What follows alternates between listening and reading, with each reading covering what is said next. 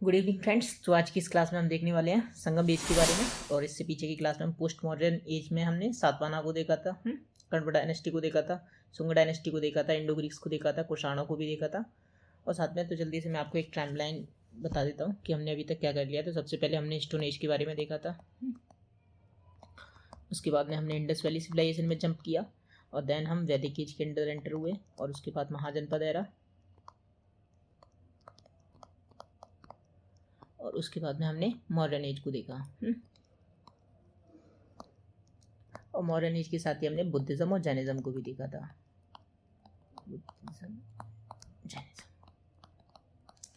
ये करने के बाद में हमने एंट्री की थी पोस्ट मॉडर्न एज में। और इसको मैंने कहा था कि हम दो क्लास में देखने वाले हैं। तो पहली क्लास हम देख चुके हैं ऑलरेडी। तो उस फर्स्ट पार्ट में मैंने आपको क्या क्या कवर किया था। तो मौर्य के बाद में शुंग आते हैं, फिर कण्वा आते हैं। और कण्वा के साथ में ही हमने देखा था कि डिसइंटीग्रेशन होने लगता है इंडिया का। कोई एक पॉलिटिकल पावर इतनी पावरफुल नहीं होती है कि वो पूरे देश को एक तरीके से कंसाइज करके रख पाए। तो इस वजह से नॉर्थ इंडिया में हम देखते हैं, नॉर्थ वेस्ट इंडिया में हमें आउटसाइडर्स का इन्वेजन देखने को मिलता है, जिसमें हमने देखा था सबसे पहले इंडो ग्रीक आए थे, फिर उसके बाद में शक, फिर उसके बाद में कुषाण आए थे। और नीचे हमने साउथ इंडिया में हमने देखा था सातवाहनास को, जिसमें हमने गौतमी पुत्र सतकर्णी, हाला और विशिष्ट पुत्र पुलामी यज्ञश्री सतकर्णी के बारे में देखा था। अब इसी की अगली एक क्लास में हम देखने वाले हैं संगम एज के बारे में, जो सबसे दक्षिण की बात है। तो संगम एज के बारे में तो इसका कार्यकाल जनरली माना जाता है। अच्छा, साउथ इंडिया में ऐसा माना जाता था कि संगम एज से पहले महापाषाण काल चलता था। ठीक है, महापाषाण काल। तो महापाषाण काल के बारे में हमने ज़्यादा तो पढ़ा नहीं है, लेकिन मैं आपको इसी क्लास में थोड़ा सा इंट्रोड्यूस करा दूँ, वैसे ज़्यादा इंपॉर्टेंट है भी नहीं। तो इसमें था कि महापाषाण काल के अंदर जितनी भी हमें जानकारी मिलती है वो हमें मेगालिथिक बुरियल से पता लगती है। बुरियल मतलब कब्र, कब्रों से पता लगती है। तो जहाँ पे बड़े बड़े पत्थर लगाए जाते थे किसी की मृत्यु होने पर, तो उनसे पता लगता है हमें कि यहाँ पे कोई एक पाषाणकालीन कल्चर रहा होगा। उसके बारे में कोई खास जानकारी नहीं मिलती है, क्योंकि वहाँ पे हमें कोई ना तो लिखित साक्ष्य मिलता है और ना ही कोई ऐसी वेल डेवलप्ड कल्चर के बारे में पता लगता है। और उसके बाद में हमें धीरे धीरे पता लगता है कि कहीं ना कहीं 300 BCE के आसपास साउथ इंडिया में वेल स्टेबल पॉलिटिकल सिस्टम की शुरुआत होती है, जिसमें हम चोल, चेर और पांड्यास के बारे में देखते हैं। और इन्हीं के टाइम पीरियड को मिला करके तकरीबन ये 600 साल का टाइम पीरियड, इसके बारे में जो भी हमें जानकारी प्राप्त होती है वो संगम लिटरेचर से प्राप्त होती है। इसलिए हम इसको क्या कहते हैं, संगम एज कहते हैं। ठीक है, तो जल्दी से शुरू करते हैं। ज़्यादा बड़ी क्लास नहीं होगी, छोटी सी रखेंगे। ओके, तो संगम एज के बारे में तो मैंने बताया आपको, पहले मेगालिथिक एज रहता था, फिर उसके बाद में आता है संगम एज। हमें इसके बारे में खास जानकारी नहीं मिलती, जो भी मिलती है हमें वो संगम लिटरेचर से प्राप्त होती है, इसलिए हम इसको संगम एज कहते हैं। इससे पीछे क्या था और मतलब किस तरीके की चीज़ें थी वो हमें खास जानकारी नहीं मिलती है साउथ इंडिया के बारे में। तो 3rd सेंचुरी BCE से लेकर के 3rd सेंचुरी CE के बीच के टाइम पीरियड को हम संगम एज कहते हैं। और इसका सोर्स मैंने आपको बताया संगम लिटरेचर। एक की टर्म है यहाँ पे मवेंदार। ठीक है, मवेंदार या मवेंदार पढ़िए या डार पढ़िए, जो भी है। तो जनरली ये 3 शासकों के लिए यूज किया जाता है। और जो संगम साहित्य में हमें देखने को मिलता है मवेंदार, तो ये 3 शासक कौन होते हैं, तो चेरा, चोला और पांड्या, इन तीनों शासकों को कंबाइंडली हम मवेंदार कहते हैं। तो आपको ये की टर्म याद रखना है, मवेंदार। ओके, तो संगम का मतलब क्या, 1 सेकेंड, संगम का मतलब क्या होता है, तो संगम मतलब साथ बैठना। और इसमें जो 3 संगम आयोजित कराए गए थे, तो कई सारे ऋषि मुनियों ने बैठ करके, तो कवियों ने बैठ करके साहित्य की रचना की, उसी को हम संगम कहते हैं। तो ये पांड्या डायनेस्टी के पैट्रोनेज में इनको ऑर्गेनाइज कराया गया था। और संगम लिटरेचर को सेक्युलर लिटरेचर की संज्ञा दी जाती है। तो आपको ये वाली बात याद रखनी है, ये सेक्युलर लिटरेचर है। ओके, तो इनका जरा लोकेशन देख लेते हैं। तो साउथ इंडिया में अगर देखें हम, तो ये ऊपर mid of Karnataka and mid of Andhra के ऊपर तक हम देखने को मिलता है, और नीचे southern Kerala and southern Tamil Nadu तक देखने को मिलता है। तो इनका जो वेस्टर्न वाला पार्ट है वहाँ पे हमें चेरास देखने को मिलते हैं, और जो ईस्टर्न वाले पार्ट में हमें चोला देखने को मिलते हैं, और नीचे ये सदर्न वाले पार्ट में हमें पांड्यास देखने को मिलते हैं। ओके, तो इनके बारे में कुछ बातें हैं, वो जल्दी से हम अभी देखेंगे आगे। तो संगम के बारे में, तो 3 संगम होते हैं कुल, कितने, 3। किसने कराए थे, पांड्या डायनेस्टी के काल में हुए थे। ठीक है, तो पहला संगम कहाँ होता है, तो आपको ये स्थान याद रखना, पहला होता है मदुरई के अंदर। इसके अध्यक्ष कौन थे, तो अगस्त्य ऋषि थे। इस संगम की हमें कोई भी रचना देखने को नहीं मिलती है, ठीक है। फिर दूसरा संगम होता है, हाँ, तो दूसरा होता है कपटापुरम या कपाटपुरम या कपड़ापुरम, कुछ भी कहते हैं, तो आपको बस थोड़ा सा सिमिलर साउंडिंग नेम याद रखना है, कपटापुरम या कपाटपुरम। इसके अध्यक्ष अगस्त्य ऋषि या तुलक्का पियार होते हैं। ऐसा माना जाता है कि ये तुलक्का पियार अगस्त्य ऋषि के शिष्य थे। इसकी इस संगम की हमें केवल एक रचना देखने को मिलती है, वो है तुलक्का पियम, जो कि तुलक्का पियार ने लिखी थी। ये तमिल व्याकरण है, तमिल व्याकरण, ठीक। और इसके बाद हमें तीसरा संगम देखने को मिलता है, जो कि तीसरे मदुरई में ही होता है, और इसके अध्यक्ष थे नक्कीरर। और जो भी हमें जानकारी मिलती है संगम साहित्य के बारे में, सो संपूर्ण संग्रह इसी संगम काल का है, तीसरे संगम काल का, ठीक है। तो आपको याद रखनी क्या, पांड्या डायनेस्टी के काल में हुआ था। कितने हुए थे, 3 हुए थे। पहले के अध्यक्ष अगस्त्य ऋषि, दूसरे के अगस्त्य या तुलक्का पियार, इसके हमें केवल एक रचना में देखने को मिलती है, तुलक्का पियम। और तीसरा जो संगम होता है वो मदुरई के अंदर होता है। इसके अध्यक्ष होते हैं नक्कीरर। और जितना भी संगम साहित्य में देखने को मिलता है वो तीसरे संगम का ही संग्रह है। तो कुल संगम कविताएं मतलब 2381 के आसपास देखने को मिलती है। इसमें 473 कवियों ने पार्टिसिपेट किया, और 473 में स्त्री कवियाँ भी थी, 30 स्त्री कवियाँ भी थी, ठीक है। तो आपको ये भी याद रखना है कि स्त्रियों ने भी पार्टिसिपेट किया था संगम साहित्य की रचना में। जो संगम साहित्य की जो कविताएं हैं वो जनरली 2 मुख्य व्यापक विषयों पर आधारित हैं। इनको अकम या पुरम, अकम और पुरम 2 कहते हैं। अकम जो संबंधित है वो प्रेम से संबंधित कविताएं, और पुरम वो युद्ध और गृहस्थ जीवन से संबंधित कविताएं हैं, ठीक है। तो ये संगम साहित्य में प्रमुख रचनाओं में एट्टो थोक गई, हाँ, पट्टू पट्टू, एक ये तिरुकुरल जिसको तिरुवल्लुवर ने लिखा था, ये एक दार्शनिक ग्रंथ है। जनरली ये तुलक्का पियार और तिरुकुरल को मिला करके कन्फ्यूजन हमेशा रहता है, तो आपको याद रखना है ये दार्शनिक ग्रंथ है, जबकि वो तमिल व्याकरण है। दार्शनिक ग्रंथ। और जो शिल्पाधिकारम और मणिमेखलई, कहा तो इनको भी जाता है संगम साहित्य, लेकिन ये पोस्ट संगम एज की रचना है, जनरली 6th सेंचुरी CE के आसपास की रचनाएं हैं, ठीक है।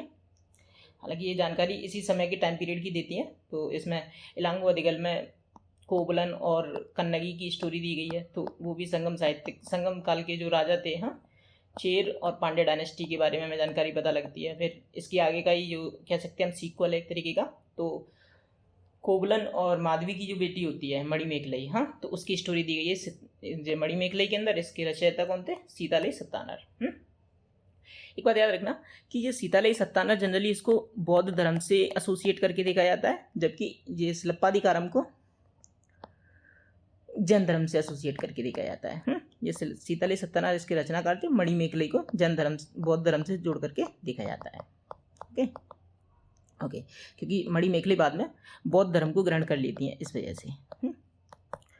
ओके, तो इसमें हमने अभी तक देख लिया संगम साहित्य के बारे में, किस तरीके की रचना थी, कौन कौन से ग्रंथ लिखे गए थे। एक्चुअली ग्रंथ तो और भी सारे थे, लेकिन एग्जाम के दृष्टिकोण से यही आप याद रख पाएंगे, और इसीलिए मैंने यहाँ पे केवल इन्हीं 2 को डाला है। ये तिरुकुरल तो काफ़ी फेमस है, पूछा भी जाता है, तो इसलिए हम आगे बढ़ते हैं यहाँ से। तो ये 3 डायनेस्टी के बारे में जल्दी से देख लेते हैं, पांड्य, चोल और चेर। पहले तो इनकी लोकेशन देखिए। तो मैंने बताया mid of Karnataka and mid of Andhra Pradesh. और ये नीचे वाला जो पार्ट इधर का था वेस्टर्न साइड का, ये चेरों का था।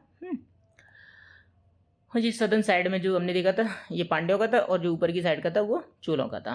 पहली बात याद रखना, इनका जो रॉयल एम्बलम था, सिंबल, उसमें टाइगर था चोलों का, हाँ, और पांड्यों का मछली था, और चेरों का धनुष और तीर था।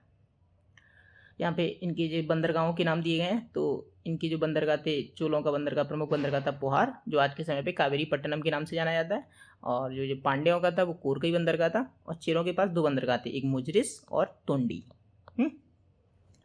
तो पांड्यों की राजधानी क्या थी, मदुरई थी, चोलों की उरायूर, और चेरों की वंजी। ओके, एक टर्म है यहाँ पे याद रखना आपको, ये वेलेर किसे कहते थे, तो सामंत को कहते थे। सामंत के लिए एक टर्म आपको और मिलेगा, एक्चुअली में 2 टर्म है, एक को किसके लिए, राजा के लिए, और को या कौन, को ये सामंत के लिए, या खून करके एक शब्द भी मिलता है हमें, ये भी सामंत के लिए यूज हुआ था, ठीक है, याद रखना है आपको। तो ये को शब्द राजा के लिए यूज हुआ है। ओके, बढ़ते हैं यहाँ से आगे। तो पांड्यों के बारे में देखते हैं। तो पांड्यों के बारे में हमने देखा इनकी राजधानी क्या थी, मदुरई थी। इनके पास बंदरगाह था, उसका क्या नाम था, कोरकई बंदरगाह था। कोरकई जो ताम्रबरणी नदी या ताम्रबरणी नदी, पर्णी नदी के तट पे देखने को हमें मिलता है मोहाने पे। इनका जो राजकीय चिन्ह था वो मछली थी। और इनके मोतियों के लिए प्रसिद्ध था इनका जो बंदरगाह था वो। और मेगस्थनीज द्वारा लिखी गई इंडिका बुक में इस कहा गया है कि पांड्यों पे मतलब पांड्य शासकों में कभी कोई स्त्री शासिका भी रही थी। तो ये काफ़ी फेमस पॉइंट है। फेमस क्या मतलब इंपॉर्टेंट है, याद रखना। और इनका रोमन साम्राज्य के साथ व्यापार भी चलता था। एक्चुअली जितने भी ये बंदरगाह है ना, सारे के सारे रोमन साम्राज्य के साथ व्यापार करते थे। तो ये काफ़ी फेमस है। अभी हम इसकी अर्थव्यवस्था के बारे में देखेंगे तब हमें पता लगेगा आगे। एक शासक का नाम बता रहा हूँ आपको, बस एक का नाम याद रखना, नेदुन जेलियन। इसने क्या किया था, ये कोवलन की जो स्टोरी है इसमें होता क्या है कि कोवलन नाम का एक बंदा होता है तो, और इसकी पत्नी होती कन्नगी। लेकिन इसका एक्स्ट्रा मैरिटल अफेयर हो जाता है एक माधवी नाम की डांसर के साथ, या नृत्यांगना कह सकते हैं हम, ठीक है, माधवी नाम की नृत्यांगना के साथ। लेकिन जब ये वाली बात पता लगती है कन्नगी को, तो कन्नगी इससे रुष्ट हो जाती है। तो इसको भाई काफ़ी बुरा लगता है कोवलन को। तो इसके बाद में ये माफ़ी मांगता है, कहता है कि अब हम यहाँ नहीं रहेंगे, बाहर जाके कहीं और रहेंगे, ठीक है। तो उसके बाद में ये लोग ये अपना चोल साम्राज्य छोड़ करके चले जाते हैं, पांडव के राज्य में चले जाते हैं। तो होता क्या है, पांडव के राज्य में जाने के बाद में कन्नगी की एक पायल होती है। तो पायल इसके पास एक ही पायल बचती है। तो कन्नगी कहती है कि अब हम जीवन यापन, इस पायल को तुम बेच के आओ मार्केट के अंदर, हम जा करके फिर इसी से हम अपना जीवन यापन करेंगे। ओके। होता क्या कि उसी राज्य में जो नेदुन जेलियान की पत्नी की पायल चोरी हो जाती है। तो इसके बाद में जब ये किसी सुनार के पास जाता है बेचने के लिए, तो ऐसी स्थिति में पता लगता है कि ये तो वही पायल है जो रानी की है। तो वो जा करके मुखबिरी करता है राजा के पास। राजा को जब पता लगता है कि रानी की एक पायल इसके पास मिली है तो दूसरी भी होगी इसके पास, तो इसको जब बुलाया जाता है कोवलन को, तो कोवलन को सीधा आरोपी मान लिया जाता है। उससे ना पूछताछ की जाती ना कुछ, और इसके बाद में उसको मृत्युदंड दे दिया जाता है। जब बाद में पता लगता है कि ये कोवलन तो निर्दोष था, ये पायल कन्नगी की है, सेम टू सेम पायल हो सकती है दो। तो उसके बाद में उसको काफ़ी पश्चाताप होता है कि बताओ बेकसूर लोग मारा गया एक। तो इसके बाद ही ये काफ़ी पश्चाताप में रहता है और मर जाता है। और कन्नगी इसको श्राप भी देती है कि हाँ मतलब तुम्हारे वंश का नाश होगा, इस तरीके से कुछ। फिर ये कन्नगी के बाद में बताया जाता है कि कन्नगी से ही एक पत्तनी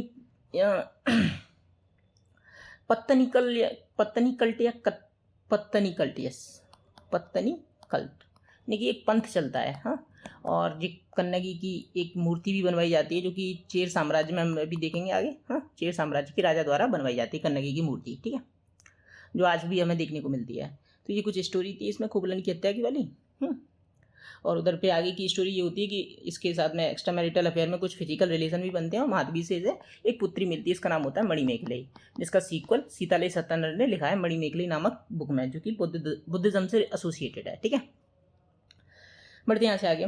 तो आपको ये नेदुन जेलियान का नाम याद रखना है, जिसने कोवलन को मृत्युदंड दिया था क्योंकि उसने रानी की पायल चोरी की है, ऐसा उसको शक था।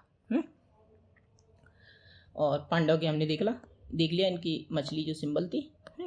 ओके। और कोरकई इनका बंदरगाह था। ओके, तो आगे बढ़ते हैं हम यहाँ से। अब हम चोल साम्राज्य के बारे में देखते हैं। चोलों का जो रॉयल एम्बलम था वो क्या था, बाघ था। इनकी राजधानी उरायूर थी और इनका बंदरगाह का नाम पोहार था, जो कि आधुनिक कावेरी पट्टनम के नाम से जाना जाता है। ये पट्टनम शब्द जहाँ पे मिले ना, ये बंदरगाह के लिए यूज होता है, ये याद रखना। पट्टनम बंदरगाह। जिस तरीके से हमने नेदुन जेलियान को देखा उसी तरीके से आपको ये करिकाल का नाम याद रखना है, ठीक है। इसकी बात एक बात याद रखनी है, इसने वेन्नी के युद्ध में तो पांड्यों और चेरों को हराया था, बस, ठीक। इसके बाद में चेरों की बारी आती है। इनका जो रॉयल एम्बलम था वो क्या था, तीर व धनुष था। और इनकी कैपिटल वंजी थी। मुजरिस और तुंडी इनके प्रमुख बंदरगाह थे। और इनमें ही एक राजा होता है सेनगुट्टुवन, ठीक है। ये सेनगुट्टुवन, जिसका स्लप्पाधिकारम जो ग्रंथ है उसमें उल्लेख मिलता है हमें इसका। और ये आप बताएंगे कि स्लप्पाधिकारम को लेखक कौन है, एलांगो अधिगल, ठीक, अधिगल। ओके, तो ये मैंने बताया था अभी आपको कि कन्नगी की मूर्ति का निर्माण कराता है ये, ठीक। तो पत्तनी कल्ट चलता है पंथ करके। तो ये एक यूपीएससी 2023 के अंदर PYQ भी पूछा गया है। तो प्राचीन दक्षिण भारत के संदर्भ में कोरकई, पोहार और मुचरिस किस रूप में विख्यात थे, राजधानी नगर, पत्तन, लोहे और इस्पात के निर्माण केंद्र, जैन तीर्थंकरों के चैत्य। तो क्या थे, ये पत्तन थे। पत्तन मतलब बंदरगाह। आगे देखते हैं। तो संगम युग के अब थोड़ा अर्थव्यवस्था और सामाजिक व्यवस्था के बारे में देखते हैं जल्दी से। तो संगम युग की अर्थव्यवस्था में देखते हैं, तो अर्थव्यवस्था में हमें एक थिनाई की अवधारणा देखने को मिलती है। थिनाई मतलब वहाँ पे ना क्या होता था कि जो पारिस्थितिकी तंत्र है उसको 5 भागों में बांट दिया गया था, ठीक है। और प्रत्येक पारिस्थितिकी तंत्र का एक अपना अलग महत्व होता था, अलग नाम होता था, और यही जीवन निर्वाह का आधार होता था। जैसे कि हमें थिनाई की अवधारणा के अंतर्गत 5 क्लासिफिकेशन ऑफ इकोलॉजिकल जोन देखने को मिलते हैं, ठीक है। तो इसमें कुरुंजी, मुलई, नीथल, पलई, मरुदम। हाँ, तो कुरुंजी क्या होता है, तो माउंटेनियस या हिली रीजन को हम कुरुंजी कहते हैं। और जो मुलई है, तो मुलई क्या होता था, फॉरेस्ट एंड वुड्स को, यानी कि जंगल वाली भूमि को मुलई कहते हैं। मरुथम, तो ये एक फर्टाइल प्लेन एंड फार्मलैंड होता था, तो ये मरुथम देख सकते हैं आप, खेती वाली भूमि जहाँ पे खेती की जाती थी। और नीथल कोस्ट तट को कहते थे, या मैरीटाइम रीजन, जहाँ पे ये लोग नमक बनाने का काम करते थे। इस समय यहाँ पे नमक भी एक काफ़ी अच्छा प्रोफेशन था यहाँ पे। और पाला या पलई, तो ये एक ड्राई लैंड या एरिड रीजन हुआ करता था, जो मतलब सूखाग्रस्त क्षेत्र। तो इस तरीके से संगम एज में हमें ये थिनाई की अवधारणा देखने को मिलती है। और मेरे को पक्का भरोसा सा लग रहा है। याद रखना कि यूपीएससी ने लास्ट 2 ईयर में अभी तक 2022 में पूछा था संगम एज से, 23 में पूछा, 24 में कोई क्वेश्चन नहीं, 25 में कोई क्वेश्चन नहीं। अब अगली साल 26 में संभावना है कि ये थिनाई की अवधारणा वाला प्रश्न पूछा जा सकता है। तो आपको जरूर याद करके रखना है, क्योंकि ये काफ़ी टेस्ट सीरीज़ में ये थिनाई वाला कंसेप्ट ना काफ़ी लंबे समय से 3-4 सालों से चला आ रहा है, ठीक है। तो याद रखना, बट काफ़ी सिंपल है, 5 पॉइंट्स और याद रखने बस। कुरुंजी, ठीक है, मतलब mountainous region, मुलई forest, Marudam farmland, और जो पलई है वो क्या है, सूखाग्रस्त क्षेत्र, और नीतल तटीय क्षेत्र। और तटीय क्षेत्र में लोग क्या करते थे, नमक बनाने का काम। ठीक है। तो यहाँ पे हमें कृषि, शिल्प, व्यापार जैसी चीज़ें देखने को मिलती थी। चावल एक महत्वपूर्ण फसल हुआ करती थी, जो कि आज के समय में भी है। तमिलनाडु के अंदर हमें चावल एक महत्वपूर्ण फसल के रूप में देखने को मिलती है। अब चूँकि दक्षिण भारत में हमें वर्षवाहिनी नदियाँ नहीं मिलती जो 12 वर्ष बहती रहती हैं, हाँ, तो वहाँ पे मानसून आता है तभी नदियों में पानी देखने को मिलता है। तो इस वजह से राजाओं ने वहाँ पे तालाबों और बांधों का निर्माण कराया कईयों। और इसमें ही एक करिकाल करके चोल शासक हुआ था, उसने कावेरी नदी पे एक बांध बनवाया था, जो कि आज तक इंटैक्ट बना हुआ है। मैंने बताया आपको रोमन साम्राज्य के साथ इनका व्यापार चलता था। भारत से निर्यात की जाने वाली चीज़ों में मसाले, इत्र, आभूषण, हाँ, हाथी दांत, मसलिन एक तरीके का रेशमी वस्त्र हुआ करता था। कीमती पत्थर जैसे कि हीरा, हाँ, पन्ना, इस तरीके की चीज़ें। और इसके बदले में क्या मिलता था, तो सोने चांदी की कमाई होती थी। रोमन पे आता था। तो एक प्लिनी नाम का एक इतिहासकार है, उसने अपनी बुक नेचुरल हिस्ट्री में बताया है कि इस व्यापार के कारण रोम स्वर्णहीन हो गया। मतलब सांकेतिक रूप से बताया कि इससे रोमन साम्राज्य को काफ़ी सोने की हानि हो रही है, ठीक है। ओके, ये एक मानसून की खोज, तो हिप्पाटस, मेरे को इम्पोर्टेंट लगा, थोड़ा सा देख लीजिए, ऐसे पूछा जाएगा ऐसी कोई संभावना नहीं है, लेकिन हिप्पाटस नाम के व्यक्ति ने मानसून की खोज की और उसको पता लग गया। तो इस मानसून की खोज से हुआ क्या कि इन्हें पता लग गया कि हम किस टाइम पे जाएं जिससे कि हमें कम से कम एफर्ट के साथ में हम एक जगह से दूसरी जगह पहुंच सकते हैं। तो इससे रोमन साम्राज्य और दक्षिण पश्चिम एशिया के साथ में हमारे व्यापार को वृद्धि देखने को मिलती है, ठीक है। तो इससे व्यापार को बढ़ावा मिला था। और जब प्रमुख बंदरगाह थे, तो प्रमुख बंदरगाहों पर ही जहाज आते थे। तो इससे क्या हुआ, तो आपको बंदरगाह के नाम याद रखने हैं। पहले तो पश्चिमी तट पे कौन कौन से हैं, तो इस साइड पे कौन कौन से हैं और इस साइड पे कौन कौन से हैं। तो मैंने लिस्ट बनाई है यहाँ पे, देखिए। पश्चिमी तट पे तो भृगुकच्छ, जो आज का भड़ौच है गुजरात के अंदर, भड़ौच, वो भृगुकच्छ कहते थे उसको।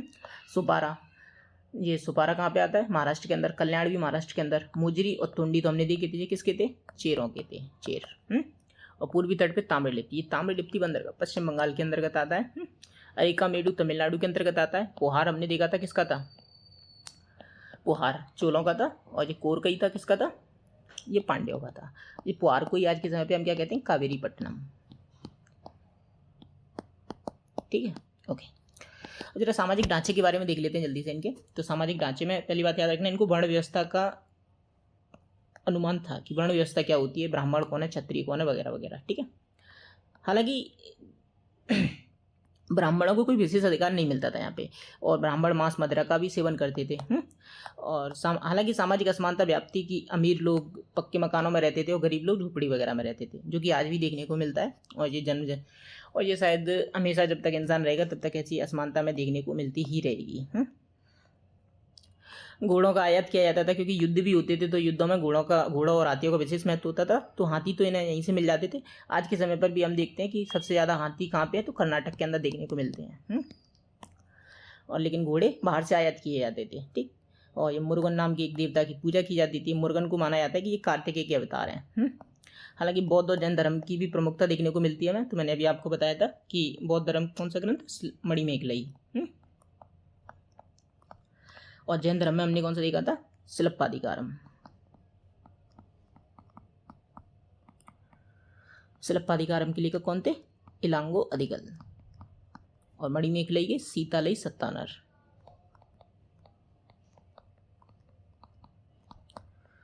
ओके। तो अच्छा, एक बात याद रखना कि यहाँ ये लोग जादुई शक्तियों में विश्वास करते थे। ठीक है। तो जो जादुई शक्ति होती थी उसको अन्नानुकु कहते थे। इस अन्नानुकु को ऐसा माना जाता था कि ये अन्नानुकी मतलब किसी भी स्त्री के शरीर में प्रवेश कर जाता था और उसको तभी छोड़ता था अगर वो स्त्री अपनी पवित्रता को साबित कर पाती है। पवित्रता मतलब समाज के नियमों का पालन कर रही है, उसी सेंस में बस। ठीक है। तो इनका जादुई शक्तियों में विश्वास था। ये पॉइंट याद रखना आपको। अन्नानुकु कहते थे उसको। स्त्रियां शिक्षित थी, जैसा कि आपने देखा था संगम रचनाओं में भाग लिया था। तकरीबन 30 महिलाओं ने उसमें भाग लिया था। ओके। और ये सती प्रथा का प्रचलन भी हमें देखने को मिलता है, और इसको तिप्पल यादल कहते थे। तिप्पल यादल। ये काफ़ी प्रोग्रेसिव सोसाइटी होने के बावजूद भी हमें यहाँ पे सती प्रथा का प्रचलन देखने को मिलता है। तो ये एक सबसे बड़ी आयरनी ही है। हालांकि ये अनिवार्य नहीं थी, क्योंकि हमें यहाँ पे विधवाएं भी देखने को मिलती है। तो इससे पता लगता है कि सती प्रथा कहीं ना कहीं अनिवार्य नहीं थी। और लेकिन विधवाओं के साथ भेदभाव काफ़ी ज़्यादा किया जाता है। ना वो श्रृंगार कर सकती हैं, ना पब्लिक गैदरिंग में पार्टिसिपेट कर सकती हैं, ना किसी फेयर में जा सकती हैं। इस तरीके की चीज़ें। और विधवाओं की स्थिति कैसी थी, दयनीय थी। तो हमने ये देखा। अब यहाँ पे कुछ प्रमुख शब्द और हैं या प्रमुख तथ्य, तो उनको और देख लेते हैं। तो एक थोड़ा याद रखना, मेरे को लगा इम्पोर्टेंट, आय, अंदिरन और परी। ये क्या है, आप सिंपल सा देकर पूछ लेगा कि आय, अंदिरन और परी क्या है। तो ये संगम काल में सामंत हुआ करते थे। किस लिए फेमस थे, तो अपनी वीरता और उदारता के कारण प्रशंसा के पात्र थे। आय, अंदिरन, परी। आय, अंदिरन, परी। वट्टी किरुतल ये क्या था, तो ये अनुष्ठानिक उपवास होता था। जब राजा युद्ध में हार जाता था तो उसके बाद में वो एक उपवास करता था, जिसके बाद में उसके प्राण चले जाते थे। ये जैन धर्म की उसी प्रथा के समान है, जिसको हमने संथारा या संलेखना पद्धति कहा था। तो जैसा ही कुछ मिलता जुलता। ठीक। ओके। ये अरासर याद रखना। अरासर, तो अरासर शासक को कहते थे, शासक वर्ग को। राजा को हमने अभी एक टर्म और देखा था, को कहते थे। राजा को क्या कहते थे, को। विलल्ला कौन होते थे, तो विलल्ला धनी किसानों को कहते थे। कादेसी या कुदसिया कहते हैं, कुदसिया। तो श्रमिक किसान जो जिनके पास अपनी खुद की ज़मीन ना होकर के वो किसी अन्य के व्यक्ति के खेतों पर आकर के काम करते थे। नदुकल या विरुक्कल, तो ये नदुकल वर्षिप वाला। अच्छा, जिस तरीके से ये वट्टा किरुतल ये पूछा जा चुका है 2023 के पीटी में, और ऐसी संभावना है कि ये नदुकल वाला भी पूछा जा सकता है। तो आप याद रखना नदुकल क्या था। तो इसमें ऐसा होता है जैसे कि वहाँ पे तो राजा मरता है, ठीक है, अनुष्ठानिक उपवास के द्वारा। तो नदुकल क्या होता था, युद्ध के अंदर जो शहीद लोग होते थे, जैसे कि सैनिक वगैरह, जब वो मर जाते थे तो होता ये था कि उस राज्य द्वारा उनके स्मारकों को बनवाया जाता था। पत्थर के स्मारक बनवाए जाते थे और फिर जनता द्वारा उनकी पूजा की जाती थी। तो इसी को नदुकल वर्षिप या विरुक्कल कहा जाता है। युद्ध में शहीद नायकों का स्मारक बनाकर उनकी पूजा करना। ओके। ये चेवी लित्तई, तो ये कुछ की टर्म है। तो चेवी लित्तई उपमाता को कहते थे। जैसे कि आज के समय पे सौतेली माता तो नहीं बोलूँगा मैं यहाँ पे। उपमाता मतलब जो लालन पालन करती है। जब मुख्य माता की मृत्यु हो जाती है उसके बाद में जो संरक्षक माता होती है तो उसको उपमाता कहेंगे। चेवी लित्तई। नालाकर, तो ईख मजदूर को नालाकर कहते थे। लोनाकर, तो नमक निर्माता को लोनाकर कहते थे। कहाँ पे बनाते थे नमक, तो याद आ रहा है 5 हमने थिनाई कंसेप्ट के अंतर्गत 5 इकोसिस्टम देखे थे। तो उसमें कौन सा था, नीथल, तट पे। ठीक है, नीथल में ये नमक बनाने का काम करते थे। ये पट्टिनम, तो मैंने बताया था पट्टिनम किसके लिए संबंधित शब्द है, तो बंदरगाह के लिए। जैसे कावेरी पट्टनम, कावेरी नदी पे बना हुआ है तो इसलिए पट्टनम शब्द लगा दिए, तो कावेरी पट्टनम। कम्माराकुल, कम्माराकुल तो धातु कर्मियों का वंश। हाँ, कम्माराकुल। सत्यवाह, तो ये सत्यवाह याद रखना, कारवाह। अब इसके पीछे सत्यवाह पुत्र लग जाए तो सत्यवाह पुत्र यानी कि किसी कारवा वाले व्यक्ति का पुत्र। तो ये टर्म इस तरीके से ही बनते हैं। हाँ, तो याद रखना। गंधिका, तो महक कौन देता है? इत्र देता है, तो इत्र बेचने वाला गंधिका कहलाता है। जैसे कि महात्मा गांधी, तो गांधी से क्या है? तो गांधी से यही पता लगता है कि गांधी जी के परिवार वाले इत्र का काम करते थे। करसापड़, तो करसापड़ तांबे के सिक्कों को कहते थे। कथिकई, शिक्षित लोगों की सभा को वो कथिकई कहते थे। और उर क्या होती थी? उर सामान्य लोगों की सभा होती थी। मैंने यहाँ पे लिखा नहीं, उर सामान्य लोगों की सभा।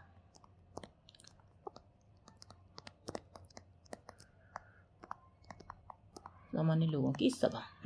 और ये मैंने आपको पहले ही बता दिया। को किसको कहते थे? राजा को कहते थे। को या कौन किसको कहते थे? सामंत को कहते थे। तो ये की टर्म्स आपको याद रखने थोड़े से। यहाँ से लास्ट 10 ईयर्स में कोई क्वेश्चन नहीं पूछा गया था 2022 से पहले, और 2022 और 23 लगातार 2 सालों में पूछे गए हैं। तो जल्दी से ये 2 क्वेश्चन को देख लेते हैं। 3 क्वेश्चन एक्चुअली, ठीक है। हालांकि यूपीपीसीएस में लगातार पूछा जाता रहता है, तो यूपीएससी के भी हम देख रहे हैं यहाँ पे क्वेश्चन। तो यूपीपीसीएस में एक फेमसली पूछा गया वही कि तुलक का पीएम की लेखक कौन है? तो तुलक का पीयर याद रखना, तमिल व्याकरण है। हाँ, त्रिकुरल, तो त्रिकुरल तिरुवल्लुवर ने लिखी थी, दार्शनिक ग्रंथ है बस। इस तरीके से। तो ये वाला क्वेश्चन तो हम ऑलरेडी देख ही चुके हैं। तो कोरकई पुहार और मुचरी क्या थे? पत्तन थे। ये वाला 2023 में ही पूछा गया था। निम्नलिखित में से कौन सा एक संगम कविताओं में यथावर्णित वटीकिरुतल हाँ की प्रथा को स्पष्ट करता है? तो राजाओं द्वारा महिला अंगरक्षिकाओं की नियुक्ति, नहीं, ऐसा कुछ नहीं देखा था हमने। राज दरबारों में विद्वानों का धर्म और दर्शन से जुड़े विषयों पर विचार विमर्श करने हेतु एकत्र होना, नहीं, इसको संगम कहते थे एक्चुअली, ठीक है। जो कि पांड्या डायनेस्टी के काल में हमें देखने को मिलते हैं। कितने संगम हुए थे? 3। किशोरियों द्वारा कृषि क्षेत्रों की निगरानी करना और चिड़ियों और पशुओं को भगाना, तो ऐसा कुछ भी नहीं देखा था। युद्ध में पराजित राजा का आमरण अनशन कर अनुष्ठानिक मृत्युवरण, यही देखा था। विट्टिकुरल, अच्छा, इसी का एक और था नदुकल वर्शिप, याद रखना, वो पूछा नहीं गया है, पूछा जा सकता है। नदुकल वर्शिप, नदुकल पूजा क्या होती थी? तो युद्ध में जो सैनिक शहीद हो जाते थे उनकी पूजा। और ये वट्टिकिरुतल ये किससे जुड़ा हुआ है? ये स्पेसिफिकली राजा से जुड़ा हुआ है। राजा को अरासर भी कहते थे, अरासर। ओके, तो ये अगला क्वेश्चन है, ये 2022 में पूछा गया है। प्राचीन दक्षिण भारत में संगम साहित्य के बारे में निम्नलिखित कथनों में से कौन सा एक सही है? तो देखते हैं। संगम कविता में भौतिक संस्कृति का कोई संदर्भ नहीं है। अरे भाई, हमने थिनाई कंसेप्ट पढ़ा ना, ये क्या है? नीथल, कुरुंजी, मरुदई, पल्लई, ये सब क्या है? तो ये भौतिक ही तो है। भौतिक संस्कृति का था, बिल्कुल। तो ये पहला स्टेटमेंट गलत। वर्ण का सामाजिक वर्गीकरण संगम कवियों को ज्ञात था। ओके, आगे बढ़ते हैं। संगम कविताओं में समर शौर्य का कोई संदर्भ नहीं, तो क्यों नहीं है? हमने देखा ना, संगम कविताएं मुख्य रूप से 2 भागों में बटी हुई हैं, एक अकम और पुरम। तो जो अकम वाली हैं वो प्रेम से संबंधित हैं, और जो पुरम वाली हैं वो किससे? युद्धा वर्ग से या युद्ध से संबंधित हैं। तो ये समर शौर्य, युद्ध में शौर्य तो दिखाया जाता है, तो ये भी गलत हो गया। संगम साहित्य में जादुई ताकतों को असंगत बताया गया है, तो बिल्कुल नहीं बताया गया है। इसमें मैंने आपको बताया ना, एक कन्नुकू करके एक शब्द देखा था हमने, तो उसकी पूजा की, मतलब जादुई शक्तियों में विश्वास था उनका। तो वर्ण का सामाजिक वर्गीकरण संगम कवियों को ज्ञात था, तो बिल्कुल ज्ञात था। तो ओके, इस तरीके से हमने ये सारे प्रश्न देख लिए, 2-3 आए थे जो, और संगम साहित्य के बारे में लगभग हर चीज़ को कवर अप करने का प्रयास किया है। तो लास्ट में जाते जाते मैं आपसे 2-3 प्रश्न पूछता हूँ, जरा बताने का प्रयास कीजिए अगर आपको याद आता है तो। तो इसमें पहली बात तो मेरे को ये बताइए, पहला जो संगम था वो कहाँ पे हुआ था? तो पहला संगम कहाँ पे हुआ था? बिल्कुल सही याद आया आपको, मदुरई के अंदर। और इसके अध्यक्ष कौन थे? अगस्त्य ऋषि थे, अगस्त्य। ओके, को शब्द किसके लिए इस्तेमाल किया गया है? तो को शब्द किसके लिए? बिल्कुल सही, राजा के लिए। ओके, तो एक और शब्द देखते हैं हम यहाँ पे जरा। बताइए, शिल्पाधिकारम के लेखक कौन है? शिल्पाधिकारम, तो शिल्पाधिकारम के लेखक कौन थे कहते हमने? इलांगो अधिकल, इलांगो अधिकल। ओके, अधिकल। और इसके बाद में एक और बताइए आप मेरे को, हमने देखा था संगम, जो संगमों का जो आयोजन किया गया था वो किस राजा मतलब किस वंश के अंतर्गत किया गया था? तो चोर, चेल, पांड्या, तो बताइए किसमें किया गया था? तो पांड्यों के अंतर्गत किया गया था। अब मैं कुछ बंदरगाहों से रिलेटेड पूछता हूँ आपसे, तो बताइए, टोंडी बंदरगाह किस वंश से संबंधित था? किस शासक वर्ग से? तो ये किससे था? चेर। किस तट पे था? वेस्टर्न कोस्ट पे। ओके, हमने एक बंदरगाह का नाम और देखा था, ताम्रलिप्ति। ताम्रलिप्ति, बताइए ये कहाँ पे था? ताम्रलिप्ति, ये बंदरगाह हमने कहाँ देखा था? पश्चिम बंगाल के अंदर। और ये किस कोस्ट पे आएगा? ईस्टर्न कोस्ट पे। ओके, इसके बाद में आप बताइए, एक और देखा था, चलिए एक लास्ट बता दीजिए, पोहार, ये किसका था? पोहार। तो ये चोलों का बंदरगाह था, चोलास, ठीक है। और इसके बाद में एक और देखते हैं हम, कोरकई। कोरकई किसका था? कोरकई, तो ये कोरकई था पांड्यों का, पांड्या। और एक और बताइए, एक अरिकामेडु बताइए, अरिकामेडु, अरिकामेडु ये कहाँ पे था?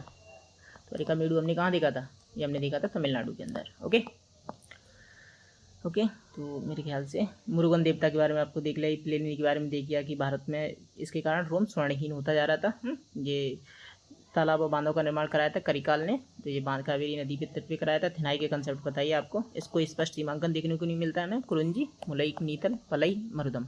मरुदम एक तरीके का फार्मलैंड या कृषि योग्य भूमि होती थी। कुरुंजी पर्वतों वाला रीजन, और मुलई क्या होता था? जंगल वाला रीजन, और पलई सूखाग्रस्त क्षेत्र। ओके, इसमें हमने देख लिया ये सब। ओके, ये बंदरगाह भी देख लिया, इनका सिंबल भी देख लिया था ये सब। ओके, तो हम इस क्लास को यहीं पे रोकेंगे। अगली क्लास में हम देखेंगे गुप्ता डायनेस्टी के बारे में, शुरुआत करेंगे जल्दी से गुप्ता डायनेस्टी, और फिर इसके बाद में एंट्री करेंगे पोस्ट गुप्ता के अंदर। Okay okay, thank you for your time. Okay, we will meet in next session. Okay, bye.